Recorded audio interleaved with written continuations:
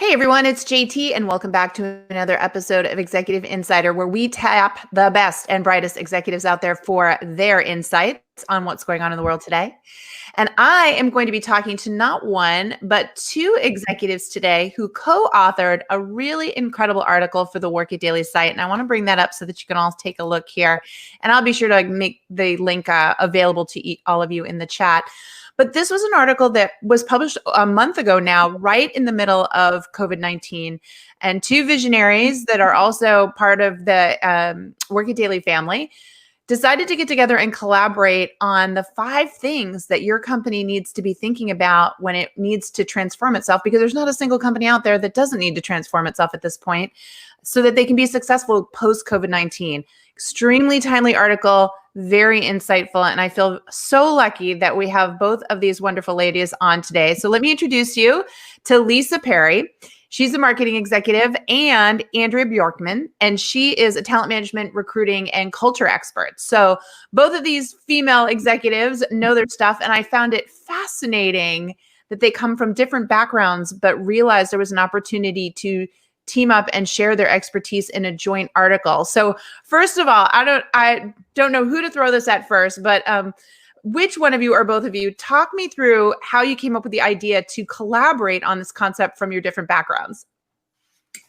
Well, I guess I'll start, Lisa, since I reached out to you, right? Exactly. I mean, if there's anything I've learned through my association with you, JT, and Work It Daily, and just what's happening in the world and the importance of and anything that you do on LinkedIn, it's collaboration is more important than it's ever been before.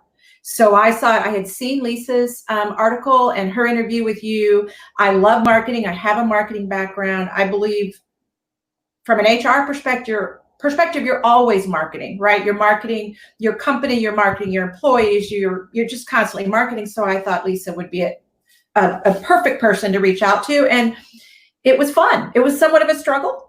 Just kind of, when you decide to write an article with a complete stranger, it was interesting, but I liked it. That's fantastic.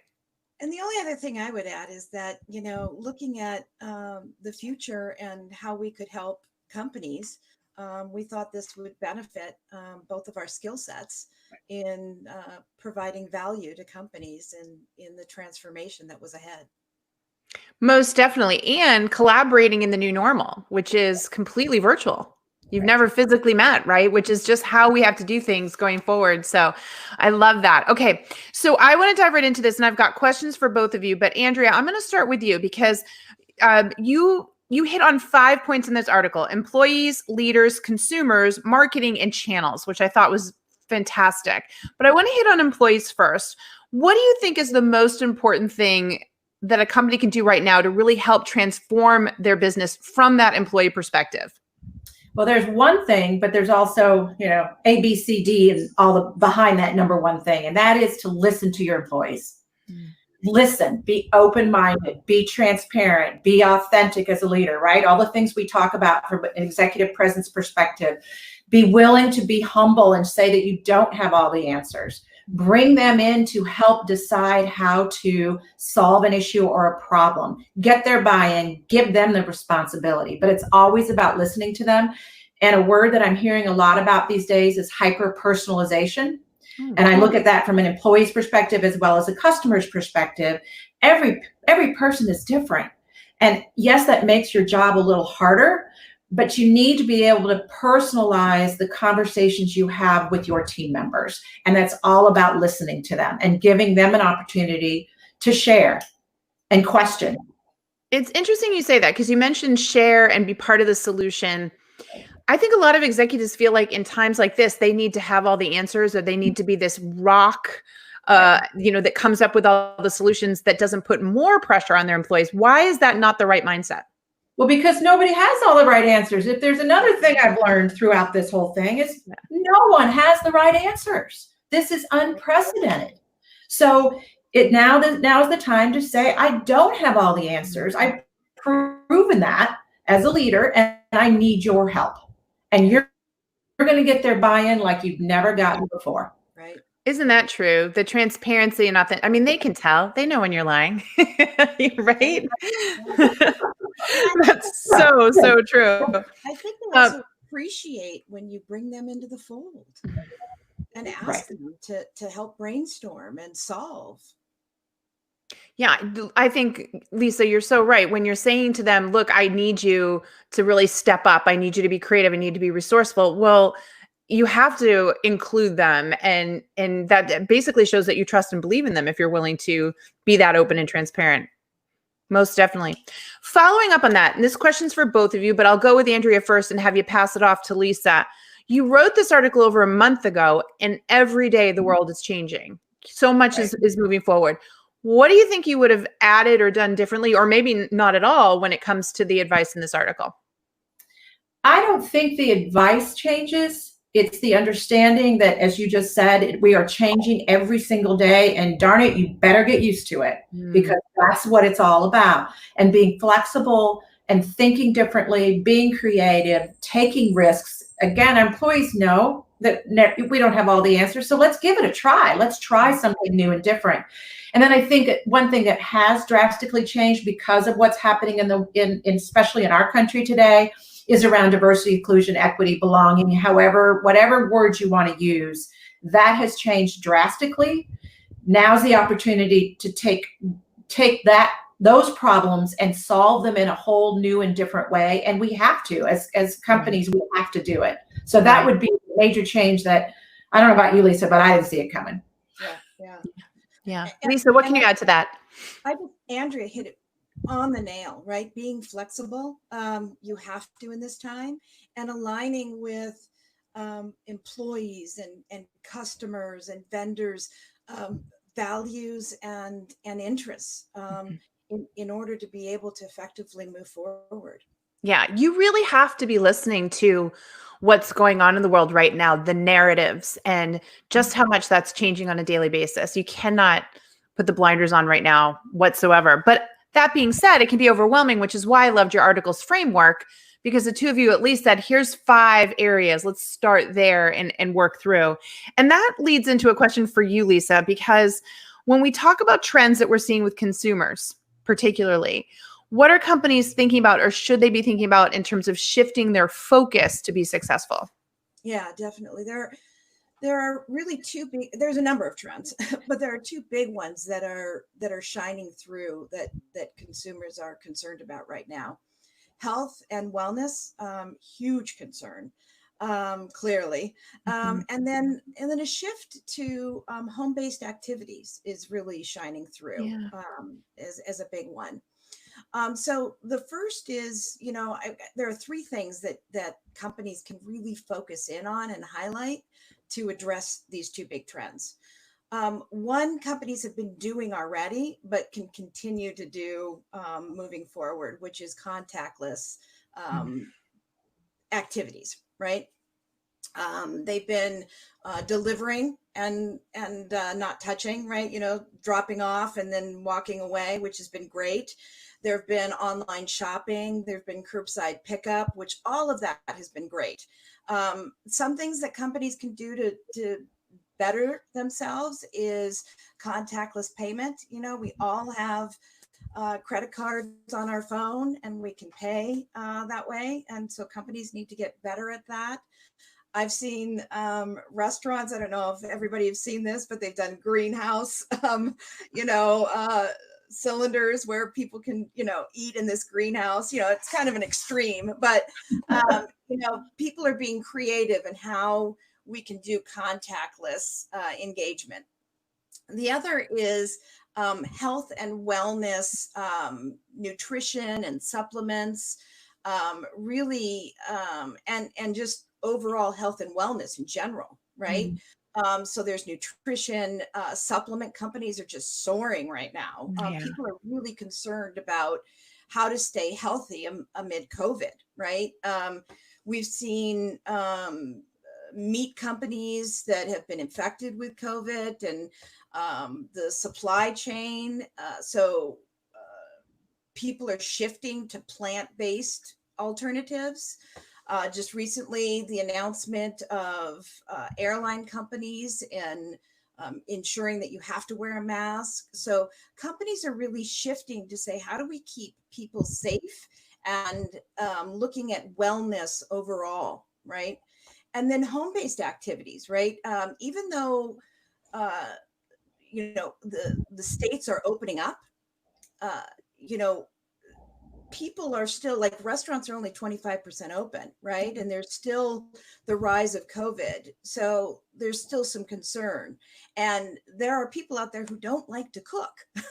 So there are solutions out there for, home-based meal activities or menus. Streaming is through the roof right now. So, companies have opportunities to say, how can we make home-based activities fun for individuals and families? Huge opportunities for companies out there for health and wellness and home-based activities. Makes total sense. So they really should be thinking about the entire customer journey and where that is based on, because I could feel that as you were going through it. It's almost like every step of the way, where does it occur? It's so fascinating. Let's stay on the subject of marketing because budgets are out the window. You just throw those P&Ls out and figure out how to stabilize is every business that I've talked to. But to stay in business, you do have to market. And I'm sure the theme is less is more right now. What's your advice? How do companies even just try to build some sort of marketing strategy and budget for the rest of the year? Well, goes back to what Andrea was talking about earlier, and we were talking about is flexibility and continually reevaluating. Marketers have a huge challenge right now in just terms of forecasting, right? It's overwhelming. The demand on the shelf was, nothing was there. And now all of a sudden there's product on the shelf. It's how do you forecast that? And so they're constantly reevaluating their plans, right? Consumers are concerned for their safety, their job, their loved ones. So there's a lot of that uncertainty, and brand message and trust is more important than ever before. And so there's a number of things that there's two things I just want to highlight above all that marketers really need to focus in on. And one is building a brand purpose led company or brand overall. And what that is just a deep trust and relationship with the brand and the customer. And it's really overall being a champion for the brand. And a number of companies already have done this out there. You've got Starbucks, Patagonia, a number of companies. And I'll give you an example of Dove, for example. They saw that there was a self-esteem problem with girls worldwide. And you go to their website and you can find out all about the self-esteem issues with females and what the initiatives that they're doing. They've driven TV ads and campaigns overall to help the self-esteem for women worldwide. Does it make profit? No, it doesn't at all. But it does help the trust and the connection with consumers and the brand. And that's huge. And right now, that's what customers need. They don't need a brand out there that is taking advantage of COVID or taking advantage of Black Lives Matter, right? They need that trust out there. And companies right now like Dole is switching their whole initiative to this purpose-led brand. And more companies will be doing this and should be looking at doing that. The other thing is, even with states opening up, marketing is the digital campaign world is still on the rise. It's huge, and it's not going to go away. And marketers still need to focus on digital marketing.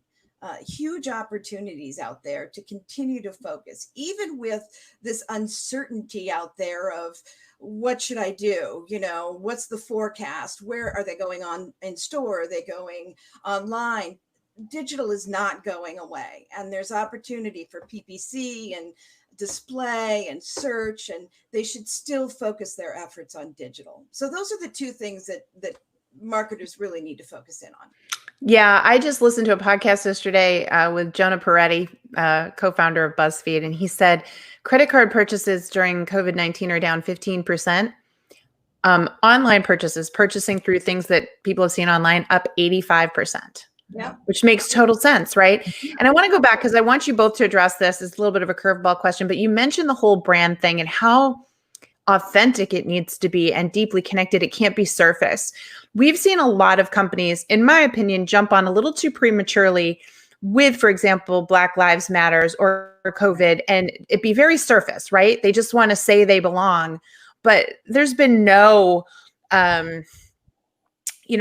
meaningful work done prior to that in the organization. They're just kind of, putting it out there to be part of the crowd. And do you feel like, one, consumers can see that, but also, Andrea, how do you think employees feel when they see their own company just trying to placate, I almost feel like, or be part of the crowd?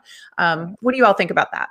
I do think that I have seen that as well, and it's very disheartening. And I want to think most of those companies that are doing that have the best interests at heart. They just don't know how to do it, right? That's what I want to think.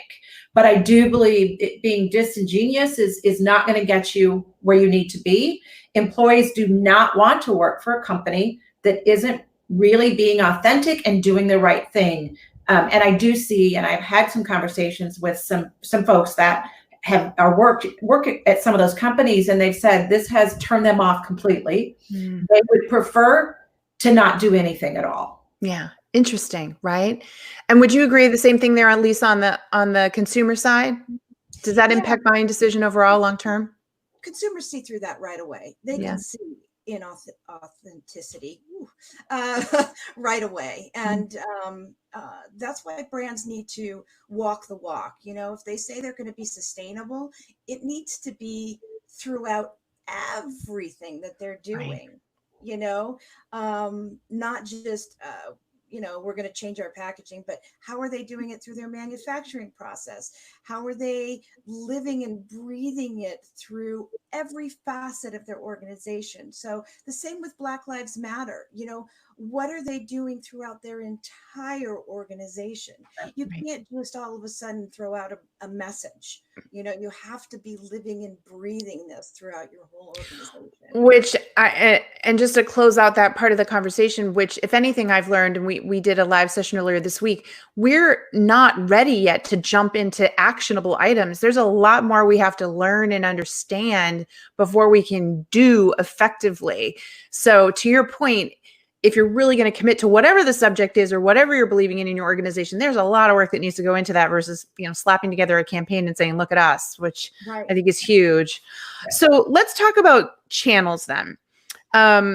This is another area where companies, almost every company literally that I've talked to, is either rethinking the channels where they're selling and pivoting or looking for new channels as a result of old channels drying up. So, how is that impacting the businesses, and what do you suggest there? Yeah, digital commerce has seen a huge shift, especially since COVID has happened, the pandemic. And this new digital customer segment has emerged. I have an example with Amazon, who's really done a great job at checking off all the boxes of this new channel digital commerce shift. And you can see what they've done to really grasp this channel opportunity. They immediately, once COVID hit, scaled customer support. They had, online support immediately. Mm-hmm. They had your phone support, right? Chat services, all those functionality across all of the platforms, where when you call the bank, you can't get through, right? Not at all. Immediately, no problems in getting customer support with them. Mm-hmm. And you saw this with other companies as well. Prioritizing the digital experience, which is huge in channels, right? They stepped up to the plate. So you're a prime consumer, right? And you want to take advantage of their shopping, their online grocery shopping, right? Because now you don't want to go out shopping, right? So they now have chat functionality with the person in the store. they want to see, okay, can I get my bread cut?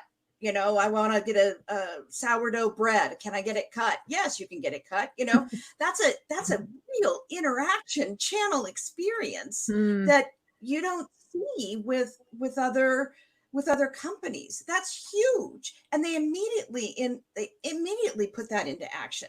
That's huge. The overall customer experience, right? You see this. I've seen videos. I don't know if you guys have seen videos with Amazon versus FedEx and UPS in terms of, delivering your packages. You've seen those kind of funny videos where you get your great package at your front door, and then FedEx and UPS are like throwing it at your front door. Yeah. But it goes to show you, right, the overall customer experience that you're going to get. And that's part of the whole channel of you've got to deliver the customer experience, right? And then there's operational continuity, which is also key in the channel part of the strategy, right? We saw, things being off the shelf. There's nothing available. And what are you going to do? Well, Amazon stepped up and immediately communicated to everybody who was shopping online and said, only essential items are you going to get, next day or within a reasonable time. Non-essential items are going to be delayed. There was no surprises. You knew exactly what you were going to get during this pandemic. With other companies, you had no idea what you were going to get. They were very clear in their communication, and they were managing that production flow, and they were ahead of it, right? Yep. And then also with fees and subscriptions. I've never seen this with another company where, you can get, Prime for free for, holidays, right? But they manage it well, where they say, your subscription is ending in a week. So if you want to pay for it, sign up or cancel it. Okay, it's ending in 2 days. Okay, it's ending in a day.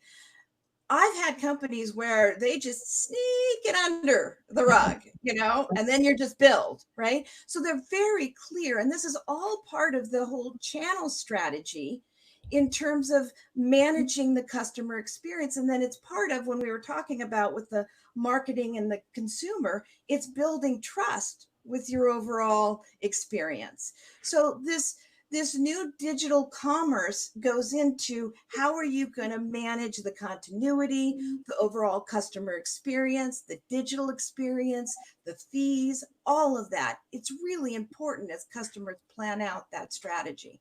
Yeah. And Amazon is just so, exceptional at what they do. They're so driven in that space. It's interesting because I listen to you talk about what goes into marketing. I jump over to you, Andrea, and I think about employees. Mm-hmm. So we have a lot of employees working virtually now.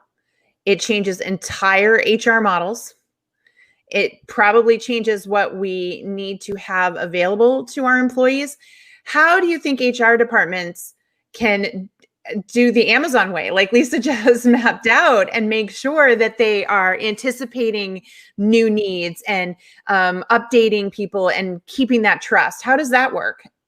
They're going to have to look at that end-to-end process. And I do not believe that happens very often in companies. Mm-hmm. They're not looking at, they may be looking at what it looks like when you hire someone and then onboarding and all of that, but they haven't put in that piece of the flexibility from a work arrangement perspective, what that should look like. Virtual, and a lot of companies are moving to all virtual, hybrid virtual, whatever, once all of this, gets to a better place. Yeah. But they have to look at that whole experience, just as Lisa talked about with Amazon. And that's going to change things drastically. And they've got to get the support from senior management to do that and have the employees looked at with the same focus and importance as their customers. Yeah. And that doesn't happen often.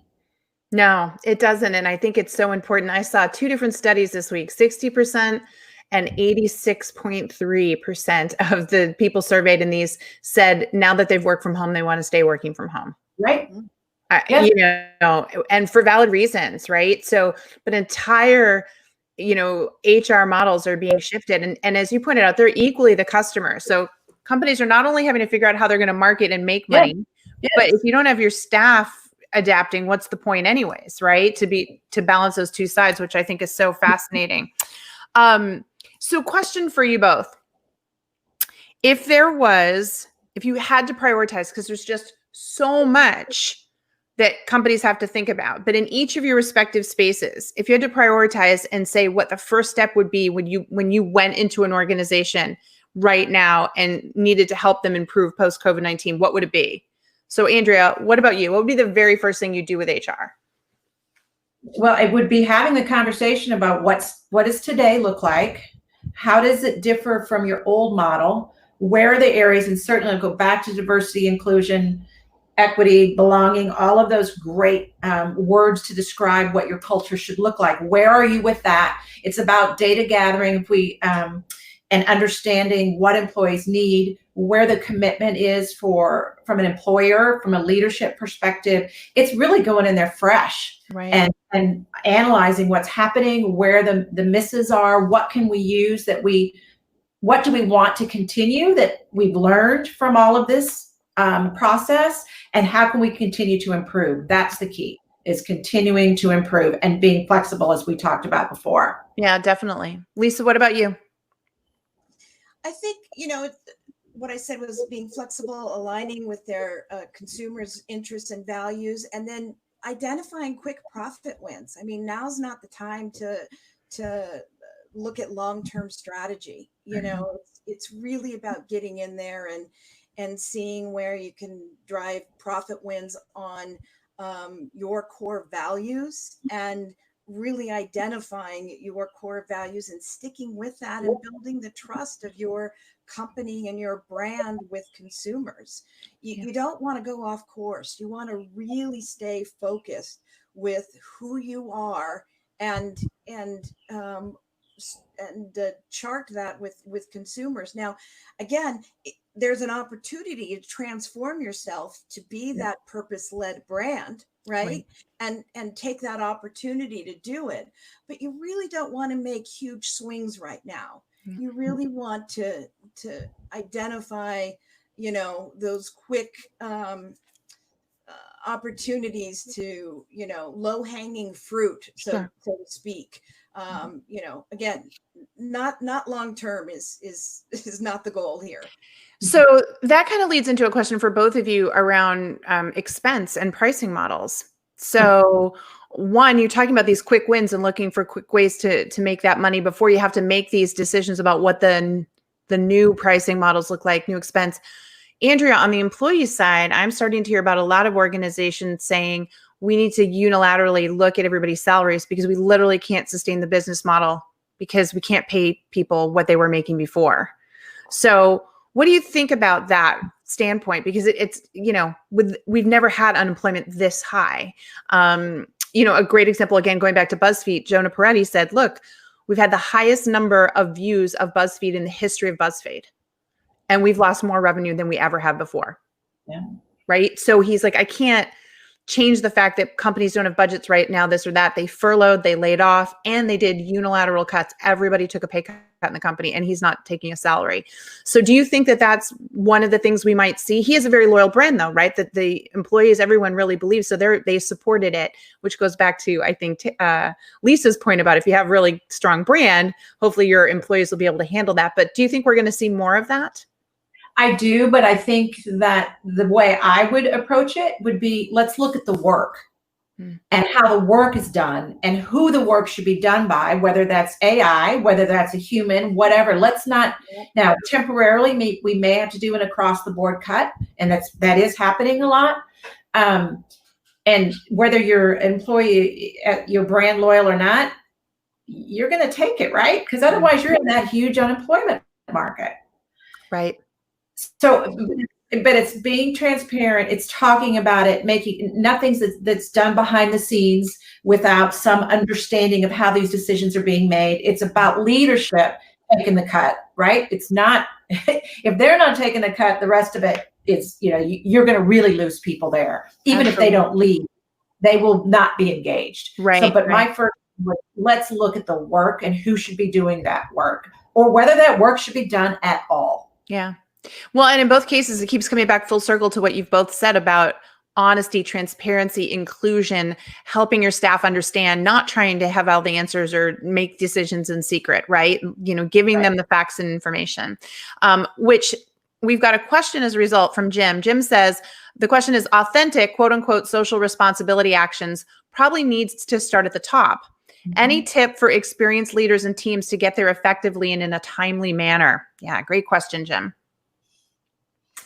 I've had these experiences, and it really is having those tough conversations with those top leaders and trying to get them to understand the repercussions. And it's a whole lot easier today as a result of what's been happening very recently than it has in the past. But it's about having those tough conversations, understanding why they don't get it, and figuring out how to help them understand it. Now, at the CEO level, I can't go in and fire them, right? But if you've got leaders at lower levels, then that's the conversations you have to have as well. It's gone, I hope, are the days where just because a leader does very, very well from a technical product, whatever the job is, if they're not following the most important things around employee engagement, which includes the diversity, inclusion, all of that, then they should be asked to leave. Yeah. And I believe that will happen more today than it's ever had before. I hope it will. Definitely. Lisa, anything to add to that? Yeah, I also think just showing the trend lines and what's going on. It's very clear now, looking at forecasts and where things are headed. You can't hide from the facts that businesses are down, and showing leaders where things are headed and how businesses are trending, that action has to be taken. You can't hide under a rock. Things have to be taken at all levels, and showing an action plan to address that. They have to see that. And yes, there are some CEOs that are resistant out there, but if you show competitors and what other companies are doing, it's hard to not say, okay, if I'm the lone wolf out there that's not doing anything, Yeah. I agree. Great feedback. Wow, ladies, 30 minutes always goes so fast. Listen, folks, this was a great discussion. Please make sure, I want to bring it up one more time, that you go over and check out the article that this amazing pair of executives did on our site, Transforming Your Company for a Post-COVID-19 World. I always love to close it out by having you each have the last word. So parting words of advice, most important thing you want the audience today to remember. Lisa, I'll start with you. Sure. I just think, we wrote this a month ago, and, clearly now we've got a whole protest movement and Black Lives Matter, but I think it's still relevant. All of this stuff is so relevant in how to transform your companies and really look at being successful and having the tools that you need to look at impacting employees and customers and your whole cycle of the business. And we're excited that we were able to collaborate and really hopefully bring some insight into companies that could hopefully help them. Nice. And Andrea? Yeah, I agree with everything Lisa said. I also would add, pat yourselves on the back that you made it this far, right? Feel good about it. Make sure that you're not only looking out for your employees, but yourselves as well. Be flexible, as we talked about. Have a growth mindset. Continue to look for opportunities for improvement. Take all the great learnings that you've got, because the companies that are still making it did some really cool stuff during this time. Very innovative. Don't lose that. Always have that growth mindset. And be curious. Just be curious. That's how you do innovation. I love that. I think that the energy that you both brought, the solution minded, let's look at the opportunity mindset was particularly striking in this article, which was great, as well as all the advice today. So thank you so much for that, ladies. And folks, we are going to make sure that their LinkedIn profiles are available to you so that you can connect with each of them over on LinkedIn. Thank you for another amazing episode of Executive Insider. I'm really glad that you all attended today. Remember what we always tell you, if you want to win, you've got to work it daily. Until next time, take care, everyone. Stay safe and healthy. Thank you, JT. Thank you.